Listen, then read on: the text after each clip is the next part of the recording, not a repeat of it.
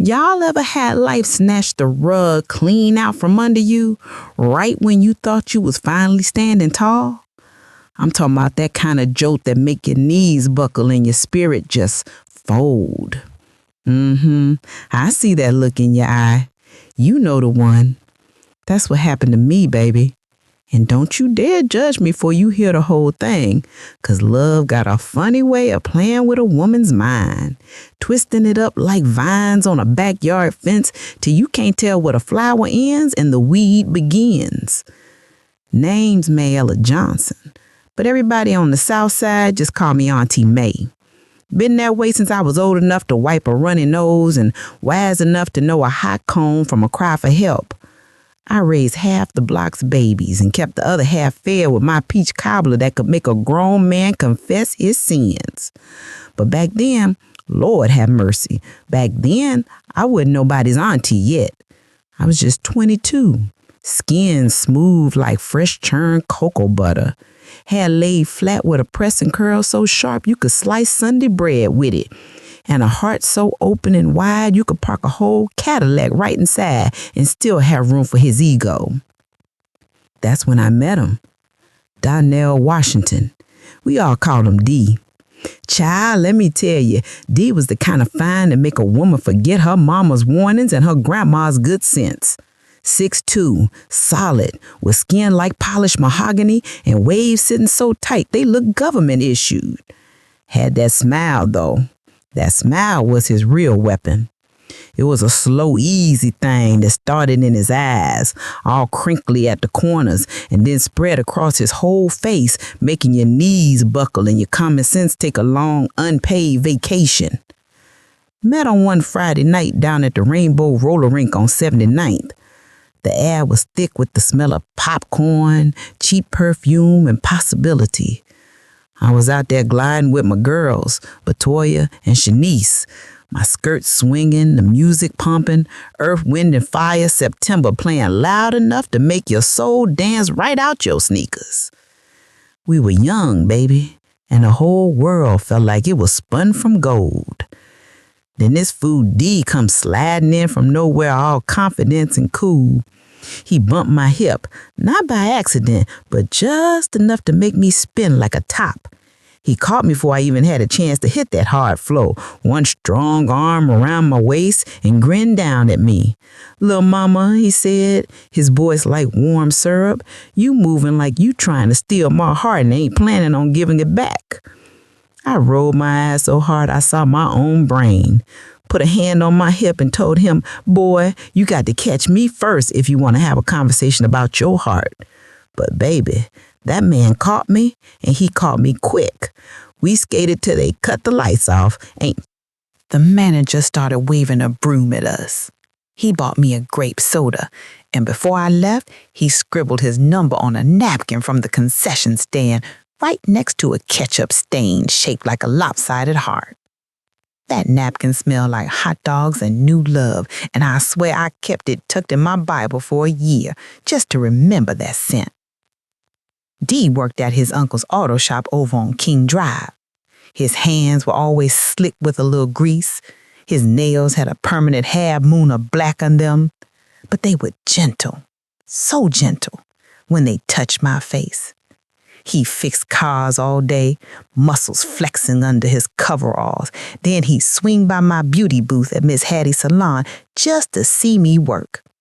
He'd sit in that empty chair for a client, watching me curl and press hair like I was painting a Sistine Chapel. "Baby," he'd say, his eyes following my every move, "you make every woman walk out of here feeling brand new, like you sprinkled them with magic dust."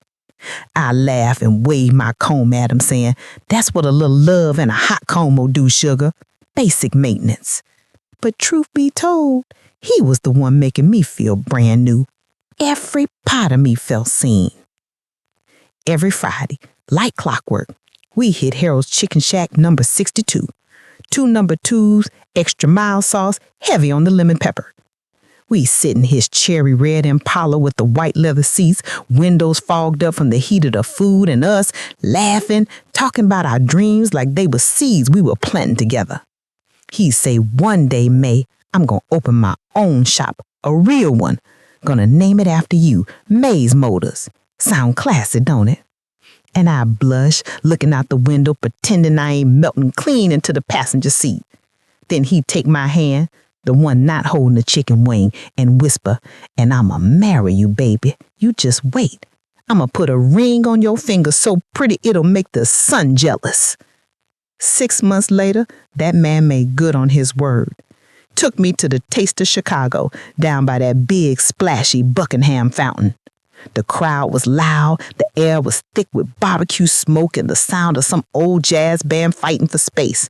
We is eating rib tips, my fingers all sticky, laughing about some foolishness when next thing I know, D drops down on one knee right there on the pavement. Pulled out a little blue box from the jewelry district on Wabash.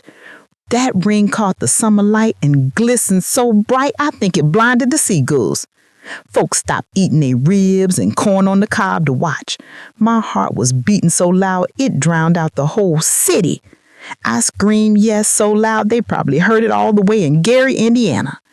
My mama, who was there with us, cried into her rib tips hollering, "Thank you, Jesus, my baby's getting a good one."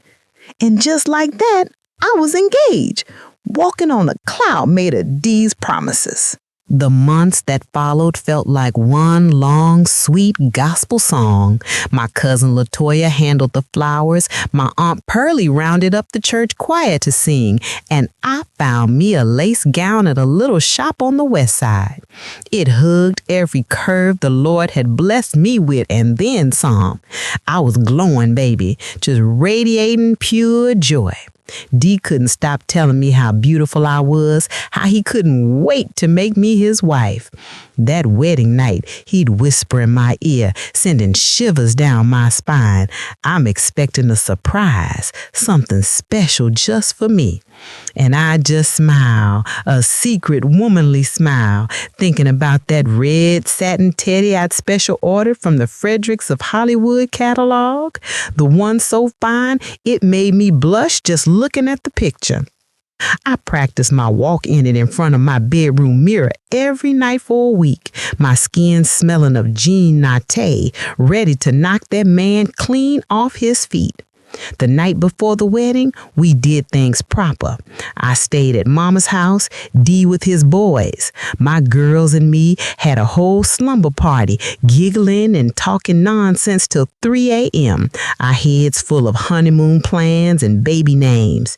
My phone buzzed on the nightstand, a text from D. "Tomorrow you mine forever. Love you more than air." I sent back a heart emoji, my fingers trembling with happiness, and fell asleep dreaming about white sand and him holding me close under the Jamaican moon. The sun came up soft and sweet that next morning, birds chirping a happy tune outside my window. I slipped on my silk robe, feeling like a queen, and went to fix me a cup of coffee, my mind already at the altar. The house was quiet, peaceful, and that's when it happened. The doorbell rang, not a friendly ring, but a sharp, official sound. I opened the door, and there they were, 2 police officers standing on Mama's porch, hats in their hands, faces heavy and closed off like rain clouds about to burst. "Ma'am," the taller one said, his voice low and careful, like he was walking on broken glass. "You Mayella Johnson." My heart, which had been singing just a second ago, suddenly went still. "Yes, sir. Is something wrong?" He took a deep breath, a breath that seemed to break him before he even spoke the words. "We regret to inform you, Darnell Washington was involved in a car accident last night. He didn't make it." Baby, the world stopped spinning, just froze. My coffee cup, the one that said "World's Best Bride," slipped from my hand, shattered on the tile floor like my heart. The sound was so loud in the silence, I screamed, a sound I didn't even know was inside me, a raw animal thing that brought the neighbors running. Mama came flying out the kitchen, saw the officers, saw my face, and caught me for my legs gave out. Her own body shaking as she cried out, "No, Lord, not my D, not now." They said he was driving home from his bachelor party, laughing, probably singing old Isley Brothers tunes, when a drunk driver won a red light on King Drive, T-boned his driver's side. His beautiful Impala flipped 3 times. They said he was pronounced dead at the scene. I couldn't breathe, couldn't think. The air was gone. Upstairs on my bed, that red teddy was still laying there, tags on, the satin gleaming under the lamplight. A red so deep and vibrant, like the blood I never saw. My future was gone, baby, just gone. One minute I was a bride, the next minute I was a ghost wearing a white dress that would never be worn. That night I sat on the porch wrapped in the quilt my grandma made, my eyes swollen down to slits, my mind gone somewhere far away. Folks came by, their cars lining the street, bringing casseroles, sweet potato pies, and whispered prayers. They'd hug me and say, "He in a better place, baby," like that was supposed to make the hole in my chest close up. But I ain't want to hear none of it. These place was supposed to be right here beside me, not in some better place 6 feet under. When they brought his body home, the casket was closed. They said the damage was too bad for a viewing. I sat in the front row of that church, a black veil over my face, clutching the funeral program with his smile printed on it. The pastor talked about God's plan and a home going, but I couldn't hear nothing but the sound of my own heartbeat breaking in my chest.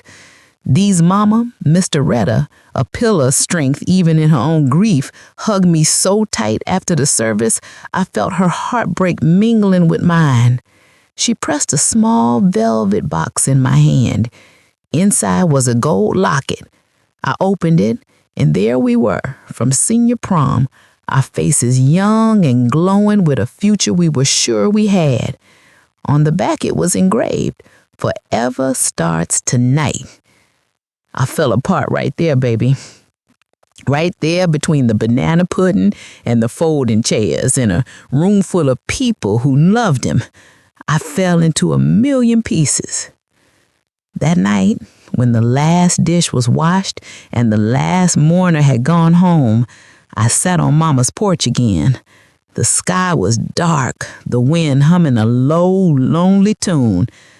I opened that locket, traced the words with my fingertip, and whispered up to the stars, "Baby, I still got that surprise waiting. Wish you could see it." And somewhere in that heavy, silent night air, I swear I felt him brush past me, the faint smell of motor grease and his favorite Draca Noir cologne lingering for just a second. That's when I knew. Grief don't leave easy. It don't pack a bag and go. It just moves in, rearranges all your furniture, and dares you to keep living in the mess it made. Time moved funny after they put D in the ground. The days just bled into one another. No shape, no color. I'd wake up in the morning and for one blessed second, I'd forget. Then it would hit me all over again. A physical weight on my chest, so heavy I could barely push the covers back. My fingers would stumble for my phone, a muscle memory from 1,000 good morning texts, and I'd find that cold, silent screen. The house I'd been so proud of, the one we were going to fill with babies and laughter, got so quiet I could hear the dust settling. His laugh used to live in the walls, you know. Now all I had was the echo of that silence, and it was louder than any train on the L track. Folks from the church, God bless them, they came by in a steady stream. They brought enough green bean casserole and fried chicken to feed the whole South Side. They pat my hand, their eyes all soft and sorry, and say, "The Lord don't put more on you than you can't bear, Mayella." And I'd nod, 'cause it's what you're supposed to do. But inside I was screaming, then why do I feel like Atlas holding up the whole goddamn world? If this is what I can bear, then his math is all wrong. Mama tried her best. She'd come over every morning, pull back my curtains with a sharp zip, and say, "Get up, Mayella. Sun's still rising. That man love you something fierce, but you still here. The world ain't stopped spinning." I sit there in the same row for days, hair all over my head, edges rebelling like they had a cause and a petition. I stare at a cup of coffee till it went cold, seeing my own broken reflection in the dark liquid. And that red teddy, it hung on the back of my closet door, a ghost in his own right. Sometimes I catch the satin gleaming in a sliver of light, that tag still fluttering, and it felt like it was mocking me, a promise that never got kept. This went on for weeks, then months. I was a ghost in my own life, just going through the motions. I went back to work at Miss Hattie's because the bills didn't stop coming, just 'cause my heart did. I'd do hair, my hands doing the work, while my mind was a million miles away, stuck in that Impala on King Drive. The ladies would tip me extra, their voices hushed, and I hated it. I didn't want their pity. I wanted my future back. Then one Tuesday, my cousin LaToya bust through my front door like she owned the place, a bag of hot combs in one hand and a look of pure, unadulterated enough on her face. "Mayella Johnson," she said, standing over me where I was curled on the sofa, "this has gone on long enough. You looking like a sad, forgotten verse in a gospel song, and I'm here to remix this whole situation." I waved a weak hand at her. "Toya, I ain't in the mood." "She ain't asked you what mood you was in," she said, already rolling up her sleeves. "I'm telling you what's about to happen. We gonna wash this grief right out your scalp, one section at a time. Now get your behind in that kitchen chair." She dragged me to the kitchen, wrapped a towel around my shoulders, and got to work. And baby, when that hot comb hit my roots, sizzling against the pressing oil, I swear I felt something shift. It wasn't a miracle. The world didn't suddenly get its color back. But for the first time in months, I felt a sensation that wasn't numb. The heat on my scalp, the tug of the comb, the smell of the blue magic, it grounded me. It pulled me back into my own body. I ain't say I was healed, but when I looked in the hand mirror she held up, I saw a glimpse of the woman I used to be. My edges were laid, my wrap was tight. I felt presentable. And sometimes that's the first step toward feeling human again. A few Sundays after that, I went back to church. I sat in the very last pew, my hat pulled down low, hoping to be invisible. I didn't want to see the pity, didn't want to have to nod and smile through the condolences.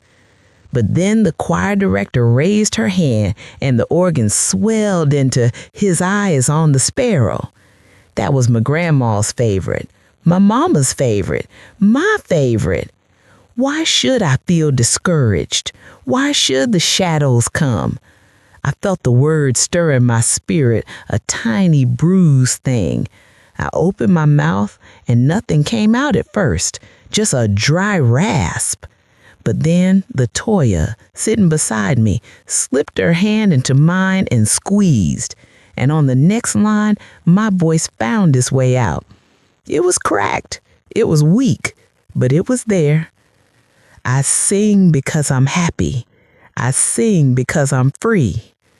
I sang and I cried. I cried through the whole song, tears streaming down my face, messing up the light makeup I'd managed to put on.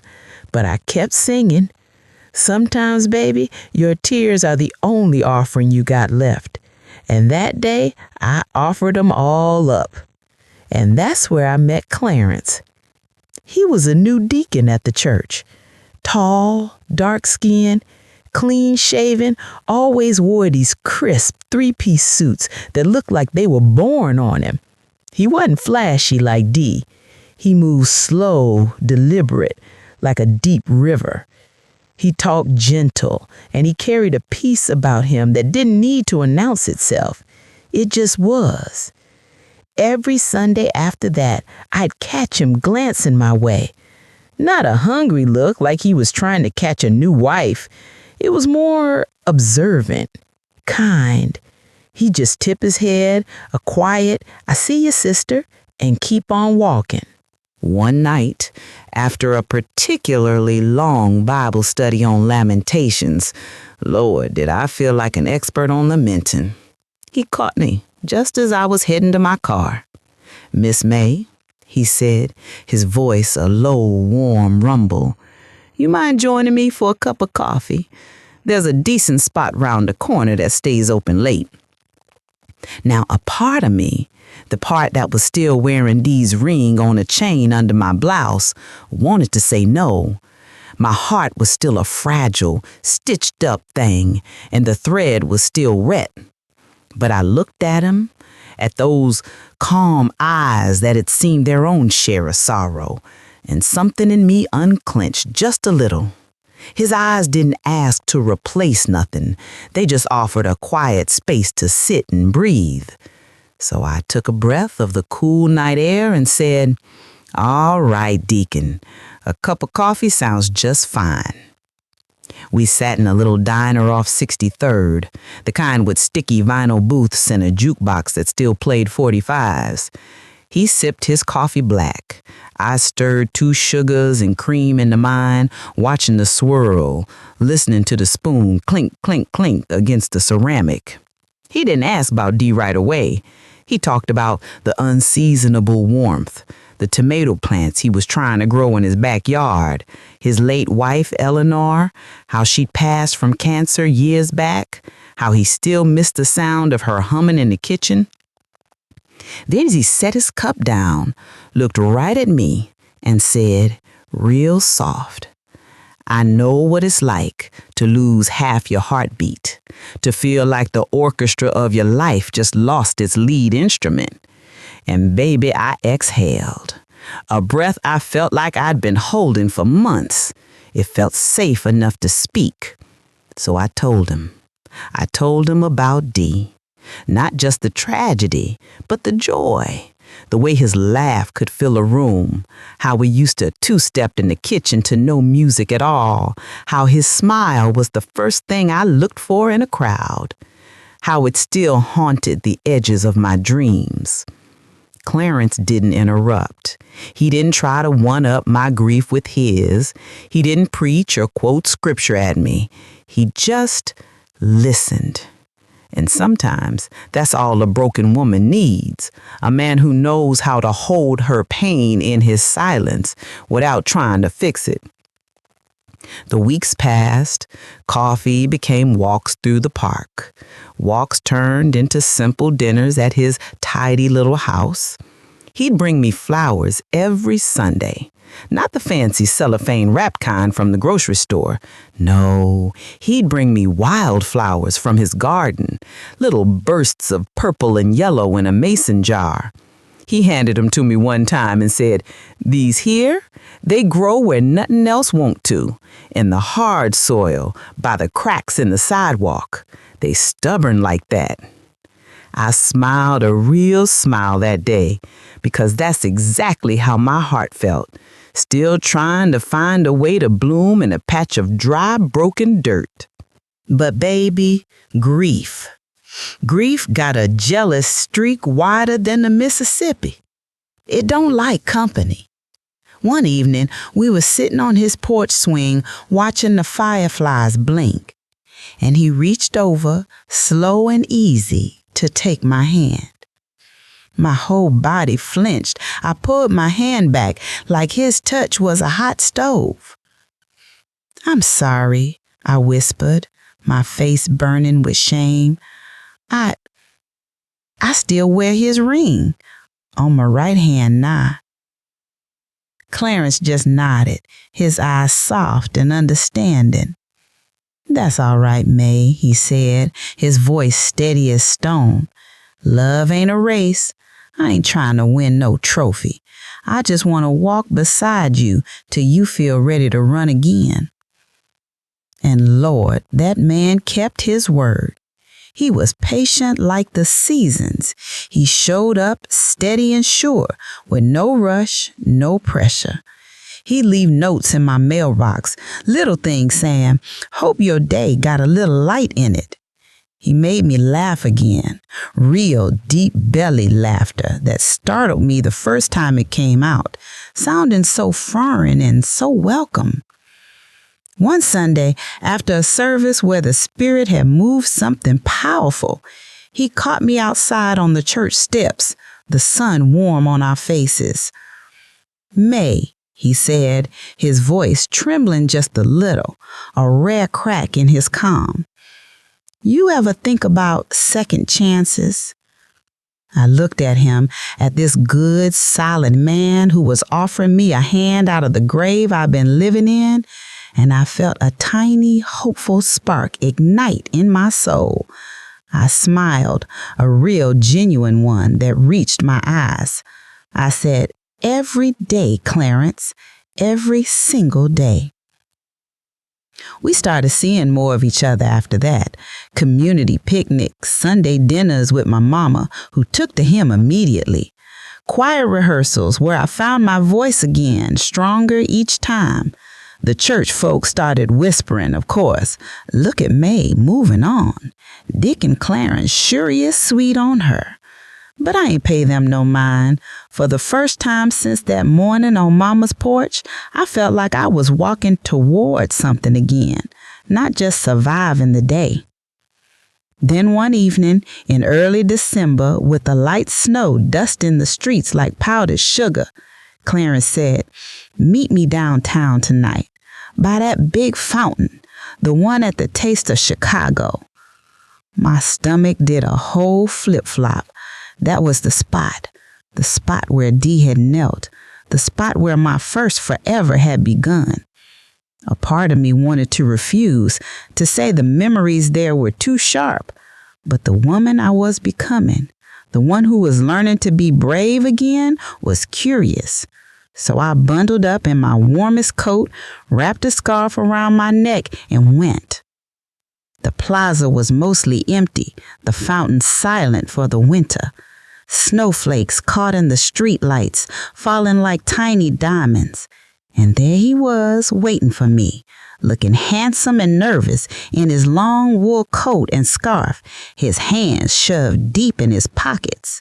He didn't waste no time. He walked right up to me, took both my mittened hands in his, and then he knelt right there in the snow on the same cold brown. Snow crunched under his knee. "May Ella Johnson," he said, his breath a pale cloud in the frigid air. "I can't replace what you lost. Ain't no man alive who could. But I can add to what you got. I can offer you a peaceful harbor, a steady hand. Will you let me love you for the rest of my days?" Child, I cried. I cried right there in the cold, my tears feeling like they might freeze on my cheeks. The ghost of my first love stood on one side of that fountain, and this good solid man was kneeling on the other, offering me a different kind of forever, a quieter one, a healed one. And I said yes. But my yes, baby, my yes came with ghosts. We planned a small wedding for the spring, a garden ceremony at his cousin's place. String lights in the trees, potluck plates from the church ladies, my cousin LaToya as my maid of honor. I picked an ivory dress this time, 'cause pure white felt like it belonged to that first fiery love. Ivory felt like peace, like a soft, gentle dawn. My friends would tease me, "You ready to be a wife again, Mayella?" And I'd smile, a little wistful, a little wise, and say, "I'm ready to be happy, maybe. That's close enough." But the night before the wedding, baby, the night before I was supposed to promise myself to Clarence, the past came knocking. Not with a memory, Not with a dream, but with a buzz on my phone that would tear my world right open all over again. This web thing start twisting harder than a church fan in August heat. You best hold on tight to your sweet tea, baby, 'cause Auntie about to take you right to that night when forever met its ghost. This is the part of the story where the ground I'd been standing on, the ground I'd spent years rebuilding, turned to quicksand. This is where the past didn't just whisper, it reached out and grabbed me by the soul. The night before my second wedding was supposed to be a time of quiet gratitude, a soft hum of anticipation. I had a hotel room to myself downtown, a fancy one with a view of the lake. Soft jazz was humming from a little speaker, and that beautiful ivory gown hung in the corner, a silent promise of the peaceful future I was about to step into. My bridesmaids, Latoya and the rest, had kissed my cheeks and gone off to their own rooms, leaving me in the blessed quiet. I sat at the vanity, curling the ends of my hair, the scent of lemongrass and bergamot from my lotion filling the air. My fingers found the gold locket around my neck, Dee's locket. I clicked it open, looking at our young, hopeful faces. Baby, I whispered to his picture, my voice soft in the lamplight. I hope you don't mind me finding a little peace again. I hope you understand I ain't replacing you, just repurposing the love you left behind. And just 'cause I'm a sentimental fool, or maybe 'cause I needed to prove to myself that I was truly closing one book before opening another, I'd pack that red satin teddy, the one from the catalog, the one meant for D. It was still in his tissue paper, pristine, a relic from a life that never was. I figured it was time. Clarence was patient, gentle, kind. He had earned every piece of the woman I'd painstakingly rebuilt from the rubble. I slipped it out of the box, the satin cool and slick against my skin. I smoothed it against my lap, remembering the girl who'd practiced walking in it, so full of a different kind of hope. I even laughed a little, a soft, sad sound. Took me long enough, huh? I said to the empty room. Then my phone buzzed on the glass top of the vanity. Not a call, a text from an unknown number. The screen glowed, harsh and bright in the dim room. The message was plain as daylight, no room for misinterpretation. Don't marry him. Meet me at the fountain, midnight, D. My heart didn't just skip a beat, baby. It flat out stopped, froze solid in my chest. D? No, it couldn't be. My D was gone, had been gone for near 5 years. I was there when they lowered that casket.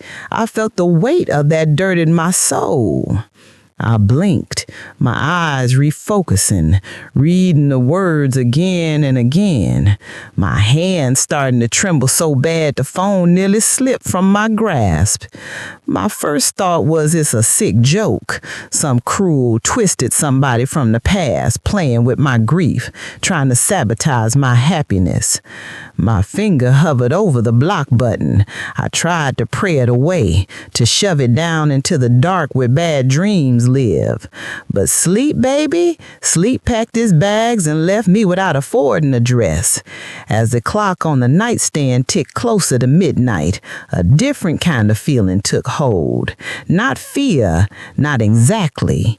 It was a pool, a gravitational force like the moon on the tide, a curiosity so fierce it grabbed me by the throat and commanded my feet to move. It was the kind of question that, if left unanswered, would haunt me for the rest of my life, poisoning whatever peace I found with Clarence. So I moved like a woman in a trance. I threw my coat on right over my nightgown, didn't even bother with proper clothes. I slid my feet into my boots, didn't tie the laces. That red satin teddy lay forgotten on the bed, a pool of satin on the white duvet.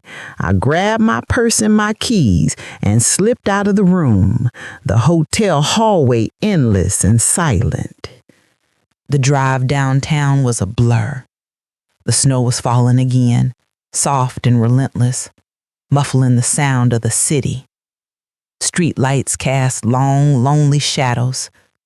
The fountain at the Taste of Chicago stood in the center of the empty plaza, majestic and frozen solid, a sculpture of captured motion. It was eerie and beautiful. This place of so much summer joy, now silent and still in the winter dark. And there he was, a tall, broad-shouldered figure standing with his back to me, looking up at the frozen water. He stood the same way he always had, one hand in his pocket, his head tilted just so, like he was listening to a tune only he could hear. My breath caught in my throat, a sharp, painful stitch. He turned around slowly, as if he felt my presence. And baby, it was him. Time hadn't erased him. It had etched him, deep in him. But it was him. The same face, the same strong jaw, the same waves in his hair, though they were a little tighter, a little more disciplined now. Even that little scar on his chin from when he dropped a wrench at the shop. "Mae," he said, and Lord have mercy, that voice I heard in my dreams, the one that used to whisper love songs in my ear. It was a little rougher around the edges, a little weathered, but it was his. I stood frozen, my boots sinking into the snow. I couldn't speak. My throat was sealed shut. "Darnell?" The name was a ghost on my lips. You dead. I've been to your grave." He took a step forward, the snow crunching under his boots. "Wasn't me in that casket, baby." The world tilted. I felt dizzy, my knees threatening to give way. "Don't you play with me, D. Don't you dare. I buried you. I saw them lower that box into the ground. I felt the dirt hit it." My voice was rising, edged with a hysterical note I didn't recognize. He shook his head, his eyes glistening in the ambient light. They were the same warm brown, but they held a new kind of sorrow, a distance I'd never seen before. It was a mix-up, Mae, a horrible, god-awful mix-up. The drunk driver, he hit the wrong car. Same make, same model, same color, a guy from out of town. IDs got swapped in the chaos. I woke up in a hospital in Indianapolis, 3 states away. No wallet, no ID, no memory of who I was, nothing. I was in a coma for months. He took another step closer, and I could see the pain etched in every line of his face. When I finally came to, my mind was a blank slate. Took me years, Mae, to piece it all back together.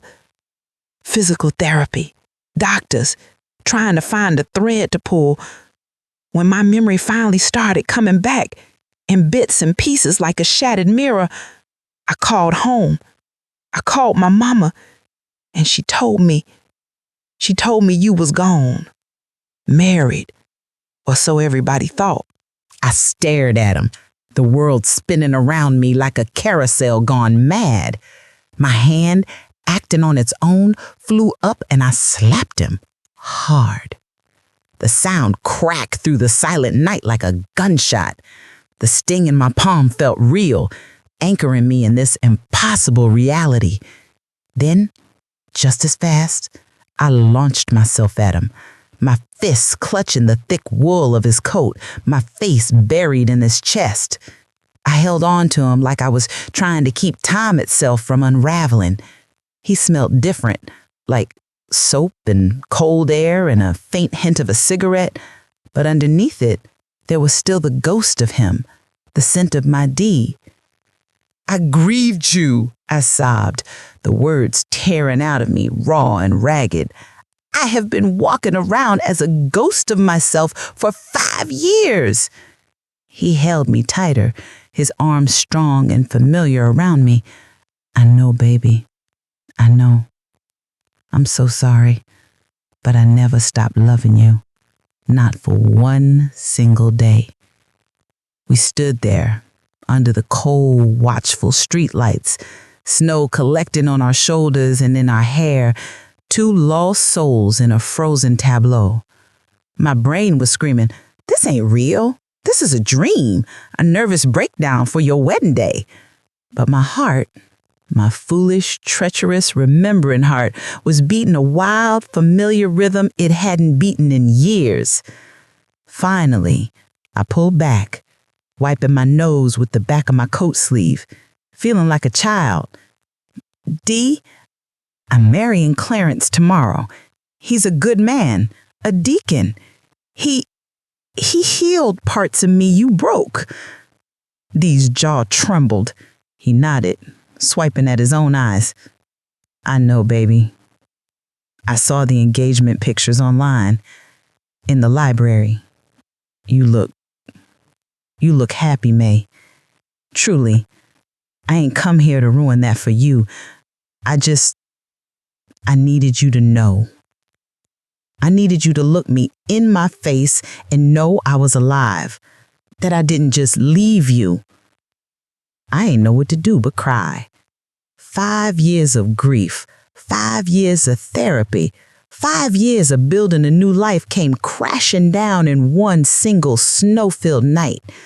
All the what-ifs I'd fought so hard to bury were now standing right in front of me, breathing and real. "Why now?" I whispered, my voice hollow. "Why tonight, of all nights?" He looked at me, his eyes full of a love and a loss so profound it stole my breath. "'Cause forever don't fade easy, Mae, and mine was always supposed to be with you." And just like that, I ran. I didn't think, I didn't plan. I just turned and fled back to my car, my untied boots slopping in the snow, tears blinding me. I fumbled with the keys, my hands shaking so bad I could barely get the door open. I drove back to the hotel with my heart pounding like a drum in my ears, my mind a hurricane of Dee's face, Clarence's smile, the ivory dress, the red teddy, the frozen fountain. When I slipped back into my hotel room, it was past 2 a.m. The jazz was still playing. The gown was still hanging, but everything was different.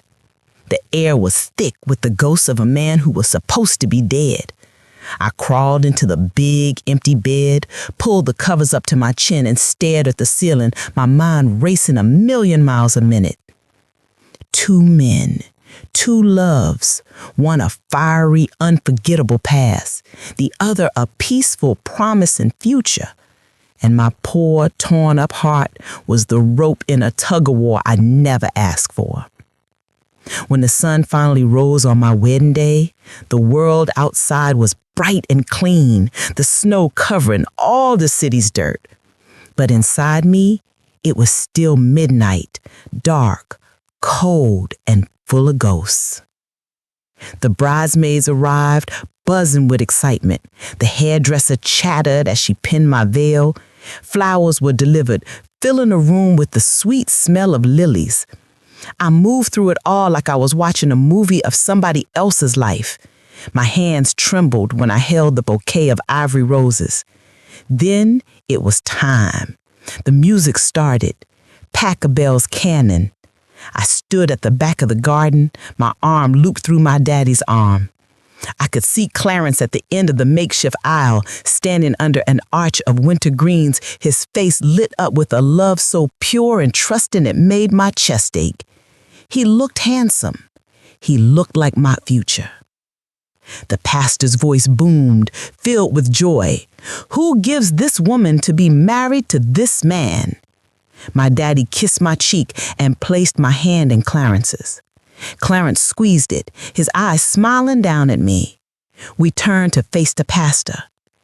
"Dearly beloved," he began. But my eyes, they drifted, past the pastor, past the smiling faces of the guests, to the very back row, near the gate. And there he was, D, standing there in a simple black suit, his hat in his hands, his eyes locked on mine. They weren't demanding, they were just full of a pain and a love and a history that was so much a part of me. It was like seeing my own shadow come to life. The pastor's voice cut through my haze. "Mae Ella Johnson, do you take this man Clarence to be your lawfully wedded husband?" I opened my mouth. I tried to form the word "I do." 2 simple syllables, but they stuck in my throat, choked by the sight of a dead man standing 50 feet away.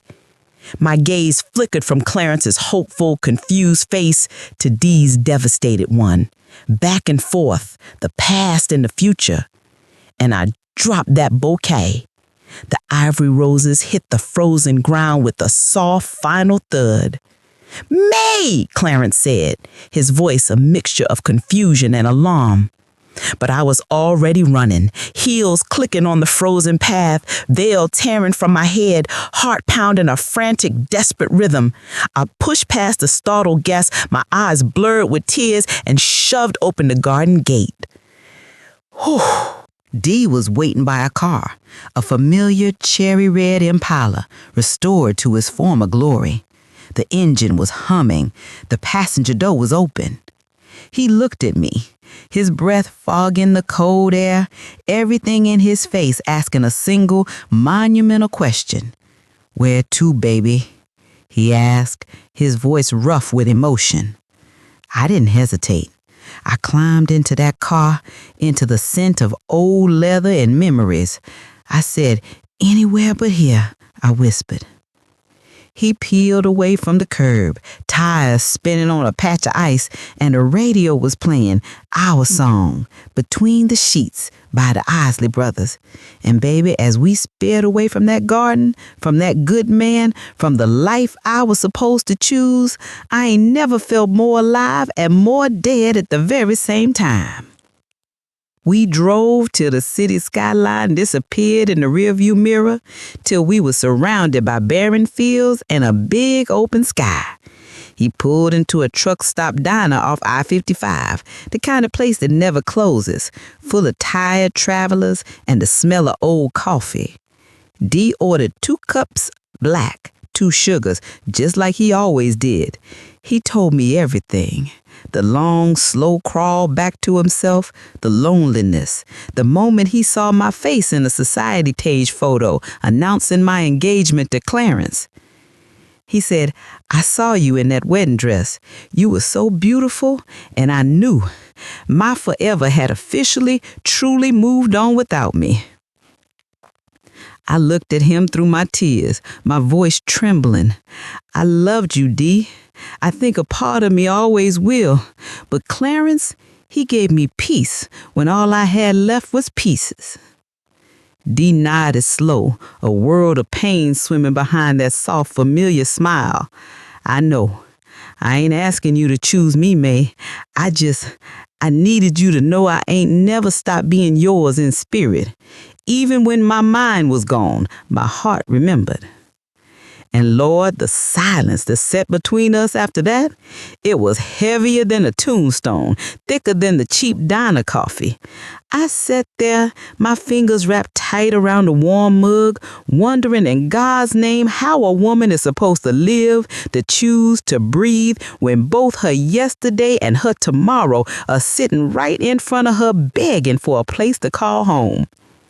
You still with me, sugar? I know. This the part that sits heavy in the room, like the smell of rain before a storm breaks. This is where the crying gets quiet and the thinking gets loud. Well, a woman's soul has to do its hardest work. So take a deep breath, baby, and let Auntie Mae tell you about the morning after the running. This is where I learned that sometimes the bravest thing you can do is not to choose between two men, but to choose the woman you gonna be for yourself. We sat in that diner till the darkness outside the windows began to soften, turning from ink black to a weary, bruised gray. The sun wasn't up yet, but it was thinking about it. Me and Dee, two ghosts sipping down the bitter dregs of our coffee and our memories. Every time he smiled, that slow, easy smile that used to light up my whole world, I saw the boy I fell in love with, the man I'd buried and mourned and built a shrine to in my heart.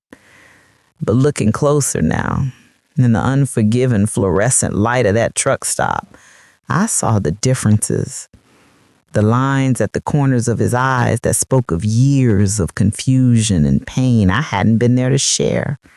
A stillness in him that wasn't peace, but a kind of distance. A quiet that comes from hurt that's been sitting too long without a name.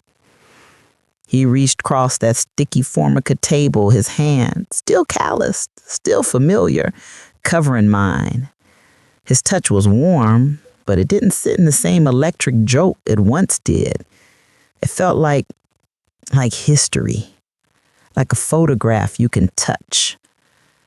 "May," he said, his voice low and raspy from talking all night. Maybe God brought me back all this way through all that darkness just so I could see you happy, truly happy, even if it ain't with me." Tears welled up again, but they were different this time. Not the hot, frantic tears of shock or the bitter tears of grief. These were quieter, heavier. The tears of acceptance. "You call this happy, Dee?" I whispered, my voice thick.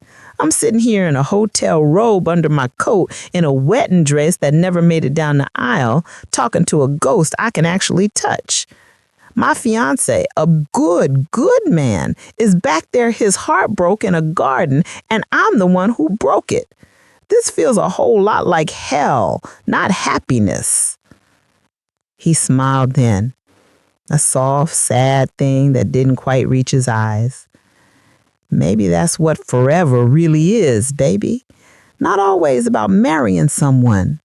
Sometimes it's about forgiving them for leaving and forgiving yourself for living after they gone. And Lord, I swear something inside me cracked open clean then. It wasn't a loud break, not like shattering glass. It was more like the deep shifting crack of ice on a river in the first thaw. I looked at him, really looked at him, and I saw the past for what it was. A beautiful, painful, closed book. The story was written. The joy was real. The pain was real. But it was over. Trying to pick it up and start reading from the middle again wouldn't bring back the girl I was, and it wouldn't honor the woman I'd fought so hard to become. I couldn't go back, and I couldn't keep running. Running was what had gotten me here. It was time to walk right back into the mess I'd made and face it. I took a deep, shuddering breath, the kind that fills your lungs all the way to the bottom. I squeezed his hand one last time, feeling the familiar ridges of his knuckles, memorizing them, not for keeping, but for letting go. Then I pulled my hand back and placed it in my own lap. "Drive me back, D," I said, my voice surprising me with its steadiness. The ride back to the city was the quietest car ride of my life. He didn't turn on the radio. We didn't speak. The only sound was the hum of the tires on the pavement and the whoosh of other cars passing us by. He kept his hands tight on the wheel, attending to, his gaze fixed on the road ahead, like if he let go or looked away, I'd disappear again. The first hints of sunrise painted the sky in streaks of rose and gold, chasing away the last of the night. It was a new day, a day I had to face. When he pulled up front of the hotel, the winter sun was glaring off the building's windows. He put the car in park, but didn't cut the engine. He didn't look at it right away, just kept his hands on that wheel, his knuckles white. "May," he finally whispered, staring straight ahead. I'll be around if you need me. I got a room at the Motel 6 off the expressway. I can stay a while." I looked at his profile, at the man who had been my entire world, and for the first time I felt the truth of my next words down to my bones. I leaned over, pressed a soft, final kiss to his cheek, feeling the slight scratch of his beard against my lips. "No, baby," I said, my voice gentle but firm. "You don't owe me that, and I don't owe you that. We can't be each other's safety net. We missed our window. It's closed." I took another breath. "So you go live, Darnell Washington. Go remember who you are without me weighing down your past. You deserve a whole life, not just a chapter from mine."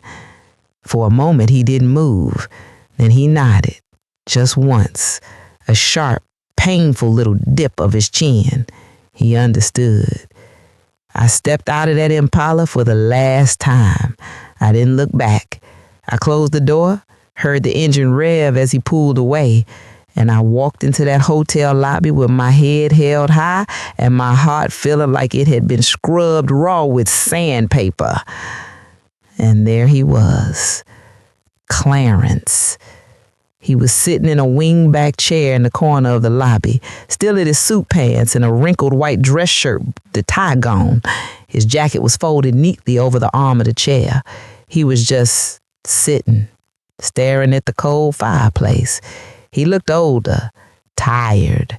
The joy I'd seen in his eyes just hours before was gone, replaced with a deep, weary confusion. He didn't yell, didn't curse, didn't demand to know where I'd been. He just looked up as I approached, his eyes searching my face. "You done running, May?" he asked, his voice hoarse. Those 3 words held a world of pain, but also a glimmer of that steady, unshakable patience that was his very core. He wasn't asking for an explanation. He was asking if the woman he loved had finally come back to solid ground. I nodded, fresh tears streaming down my face, but they were clean tears now, tears of release. "Yeah, Clarence, I'm done. I am so sorry." He stood up slowly, like every movement cost him something. He walked over to me, and he didn't hug me right away. He just looked at me, his eyes asking 1,000 questions he didn't voice. Then he simply opened his arms, and I walked into them. He wrapped me up in that quiet, solid strength of his, and he held me. He didn't ask where I'd been. He didn't ask who Dee was. He just held me while I cried, his hand patting my back, slow and steady. It was the kind of love that don't need a story. It just is. It's a harbor in a storm, and baby, I was finally ready to drop anchor. We didn't get married that day. Of course we didn't. We sent everybody home, my mama crying from a different kind of heartbreak now. We spent the next few months in counseling, both together and apart. We had to talk about it all, the grief, the ghosts, the guilt, the fear. I had to learn to forgive myself for leaving him at that altar, for the hurt I caused. He had to decide if he could truly trust me with his heart again. It was hard, ugly work sometimes. Rebuilding always is. But we did it, slowly, brick by brick. And when I did finally walk down the aisle to him 6 months later in his cousin's backyard, it wasn't with the dizzy, fiery passion of my first engagement. It was with a deep, calm, sure knowledge. I wasn't wearing white. I wore a soft cream-colored dress, the color of old lace and hard-won piece. And when I said I do, I meant it with every mended piece of my soul. Years later, I heard Dee move to Atlanta. He opened his own shop, just like he always said he would. He got married, had a couple kids. He sends a Christmas card every few years. No return address, no long letter, just a picture of his family, all smiling, and a little note scribbled at the bottom. Still driving, D. And you know what? It did. Just not the night I thought it would. That's how life do you, baby. It don't always give you the love you prayed for on your knees at the roller rink. But if you're brave enough to face the storm and wise enough to learn from the rain, it always give you the love you need. Baby, you really want to hear the rest of Auntie Mae's heart, huh? You want to know what happens after the hard choices, after the storms have passed? All right, then. Sit close, sugar. This ain't the part that hurts no more. This is the part that hums. Quiet. True. The kind of peace that comes after every storm cloud has spent itself and the air is left clean and fresh. This is where the story sweetens like tea left to brew in the sun. The years after I married Clarence, they rolled on like sweet molasses, slow, thick, and full of a grace I didn't know I was allowed to have. We didn't have no fairy tale sweep you off your feet love. What we had was better. It was a deep-rooted, steady growing thing. It was him bringing me coffee in my favorite chipped mug every morning without me asking. It was me learning how he liked his socks folded. It was quiet evenings on this very porch, his hand resting on mine, not needing to fill the silence with words. We built a life, baby, a real one, with a mortgage and a garden and arguments about who left the lid off the peanut butter. And in that ordinary, beautiful mess, I found a joy that was sturdier than any passion I had ever known. I ain't the same woman I was when Dee first slipped that ring on my finger. That girl believed love had to be loud, all fireworks and fever dreams. But the woman Clarence loved, she knew that love was patient. It was showing up. It was frying catfish on Friday nights and holding each other through bad news from the doctor. It was a safe harbor. And let me tell you, after the hurricanes outweathered, that harbor felt like a miracle. Clarence, he'd been gone 3 years now. A stroke took him in his sleep, peaceful just like he lived. Didn't suffer, didn't fret, just slipped away between one breath and the next. Sometimes in the quiet of this old house, I still hear that man humming in the kitchen, the sizzle of him frying bacon on a Sunday morning, or the sound of him fussing about me using too much sugar in the tea. He'd say, "Boy, you trying to put us both in an early grave with this sweetness." And I'd laugh, stirring the pitcher, and say, "Boy, a little sweetness is what keeps me young." When he passed, I didn't fall apart like I did with Dee. The ground didn't disappear from under me. This time, it held firm.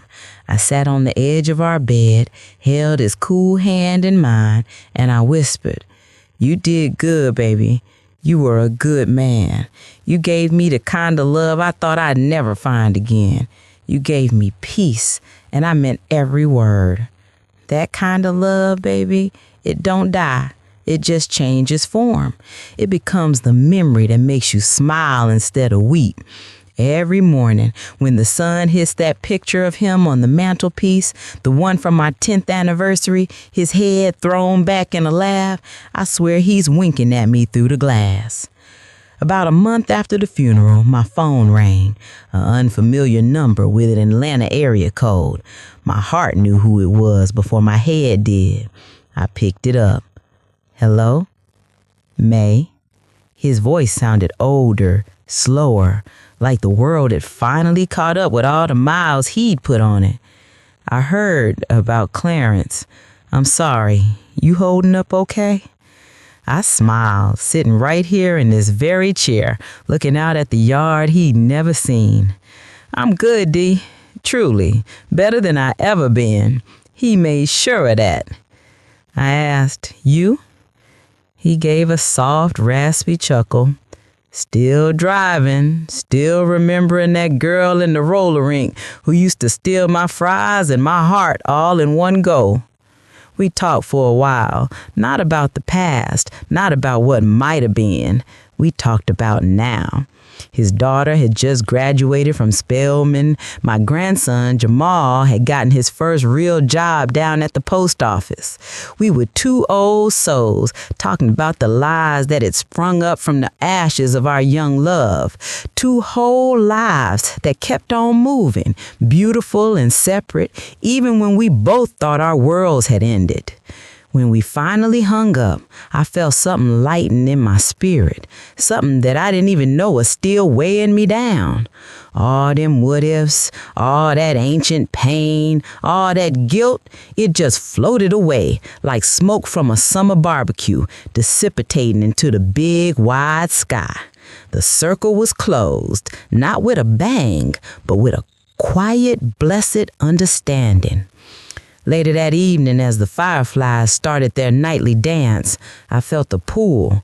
I went upstairs to the very back of my closet and pushed past the winter coats and the old photo albums. And there it was, that old Fredericks of Hollywood box, a little faded, a little dusty. I opened it, and there lay the red satin teddy. The tags were still on, the satin still gleaming that same bold, sassy red. A promise from a girl to a ghost. I didn't feel sad looking at it. I didn't feel regret. I felt a sense of ceremony. I took it out, held it up against me, and I laughed, a real full-bodied laugh that echoed in the quiet room.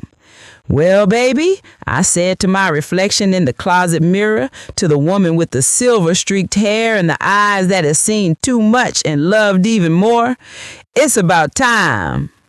So here I am, Auntie Mae, the one they still call for cobbler and counsel.